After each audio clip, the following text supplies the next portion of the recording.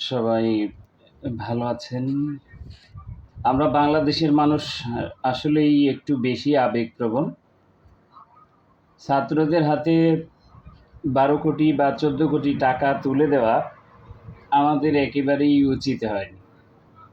একটু বেশি আবেগপ্রবণ জাতি, এজন্য দেখা যাচ্ছে যে অনেকেই তার ব্যাংকে জমানো টাকা, বাচ্চার সাইকেল কেনার জন্য টাকা, তারপরে দেখা যাচ্ছে যে অনেকেই বিভিন্ন রকম টাকা-পয়সা তাদের হাতে তুলে দিয়েছে। তারা জীবনে কোনোদিন ৫০,০০০ টাকাই চোখে দেখেনি বা হাতে পায়নি। বাবা-মা তাদেরকে ওইভাবে সাপোর্ট দিতে পারেনি। তাদের কাছে হঠাৎ করেই যখন ১২ কোটি টাকা বা ১৪ কোটি টাকা তাদের হাতে গেছে, তখন তারা এটা লোভ সামলাতে পারেনি।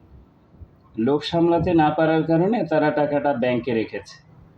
এখন আমরা আসলে সত্যি কথা বলতে গেলে কি, এই বাংলাদেশের মানুষ অত্যন্তই আবেগপ্রবণ।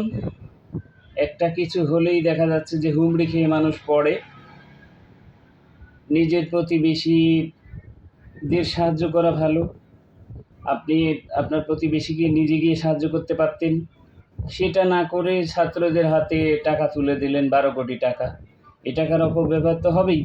কারণ যারা কোনোদিন এতগুলো টাকা দেখেইনি বা এই টাকার লোভ সামলানো খুব মুশকিল।